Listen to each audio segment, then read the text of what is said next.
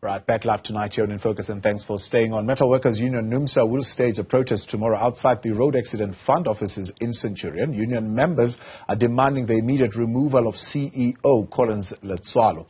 They accuse Letsoalo of running the financially strained state-owned entity to the ground. But a short while ago, the agency announced that it had interdicted the strike. For more on that conversation, we are joined now by Numsa spokesperson Phakamile Hlubi-Majola. Good to have you, Phakamile, and thank you very much for coming on this evening. Before we come to the RAF issue, of course, the big story that we've been going with is the story of the Takatso SAA deal now off the table. You're one of those labor movements that has been against that deal. In fact, at some point, you were also in the fray to say you want to buy a stake in the airline.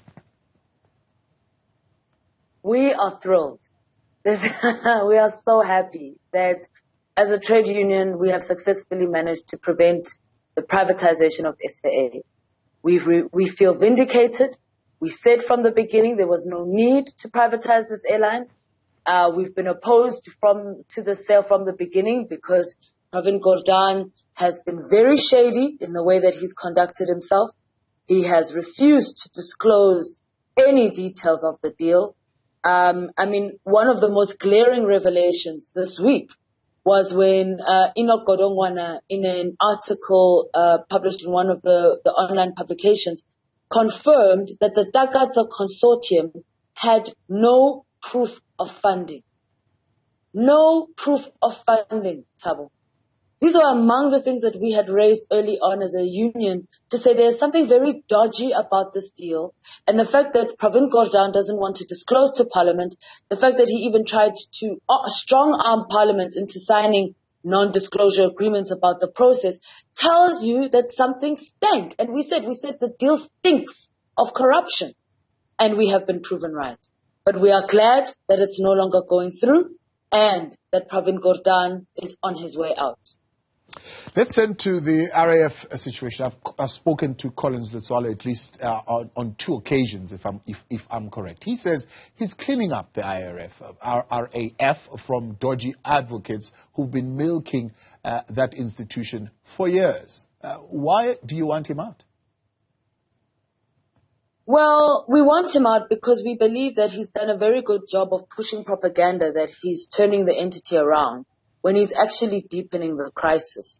One of the burning issues that our members have raised, and it is the reason for the strike, which unfortunately has now been interdicted, one of the issues we've raised is the fact that Collins Letsoalo is currently restructuring the organization, and he's doing so outside of a lawful Section 189 process that is governed by the Labour Relations Act. There was a Section 189 process that the Road Accident Fund tried to implement about a year and a half ago. Last year, they abandoned the process. The CCMA even wrote a communique confirming that the Road Accident Fund had abandoned the process. We were shocked to find out later that they were proceeding with the restructuring.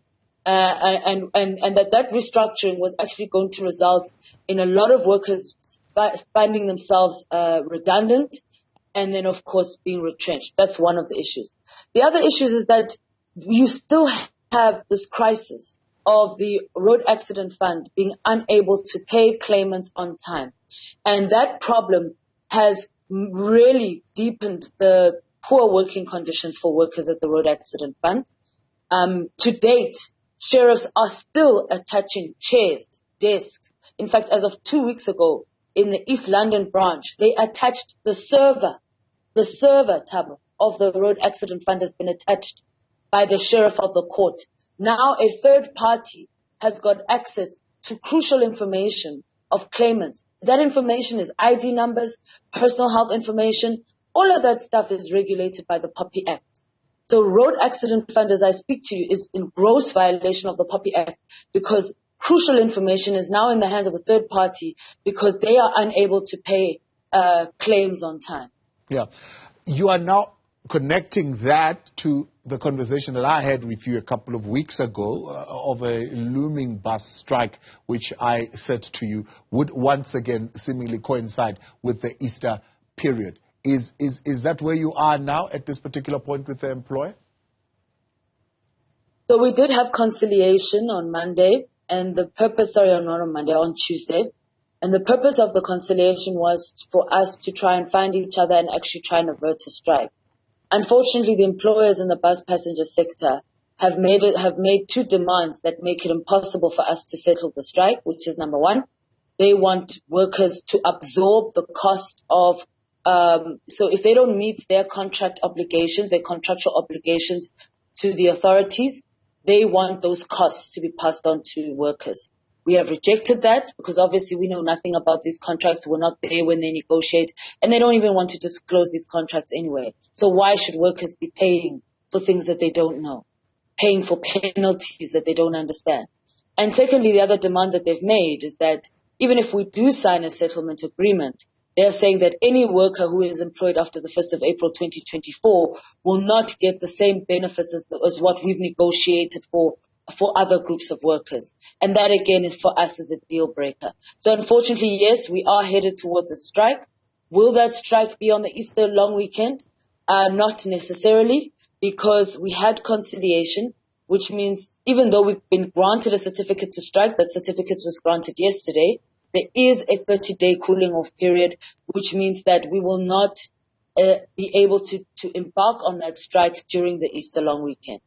You are calling on the minister to intervene. What do you want her to do? In relation to road accident funds? No, in relation to PATCO, yes. Yeah. Well, in relation to PATCO, yes, we do want the minister to intervene because we continue to be at loggerheads with the PATCO management over the treatment of workers who have been suspended by the bus company. More than 120 workers are currently going through disciplinary processes now. And PATCO is threatening that if these disciplinary processes are not concluded by early April, it will stop paying workers. We think that's completely unfair. We think if PATCO had listened to us in October of 2022, when we had said discipline workers in groups according to the charges that they face, we would be very far in the disciplinary process. The reason it's taking long is because they refused to listen to us. They wanted us to go through processes individually, and we are refusing to now sort of pull back on giving our members the full defense that they deserve. Because if we don't properly defend them, they will be dismissed. They are fighting for their livelihood. So we think it's completely unfair that PATCO is trying to railroad this process and basically is saying that, workers should accept, some sort of substandard disciplinary process. So, unfortunately, this is a battle that will continue between ourselves and PATCO, and we will do whatever is necessary to defend these workers and make sure that they have the right to due process. On the RAF matter, you've now been successfully interdicted. What does that mean? It means that the strike cannot continue tomorrow, unfortunately. So it is something that we are communicating to members even as I speak to you now. Many of them are disappointed because we really had mobilized them. It is unfortunate. However, the issues that they have raised continue to be relevant, and we will continue to raise the alarm and the concerns that we have around the mismanagement of the fund. Collins Letsoalo is a CEO who does not answer to anyone. I think you and I had a conversation some time ago where we spoke about how he blocked members of SCOPA from accessing one of the road accident fund branches so they could do inspections. This is somebody who does not want to account to anybody. So, yes, they may have succeeded in stopping the strike, but they will not succeed in shutting us up. We will continue to expose Road Accident Fund and in particular Collins Letsoalo for his mismanagement of the fund. Phakamile Hlubi-Majola, appreciate your time. Thanks for coming on, spokesperson for Numsa.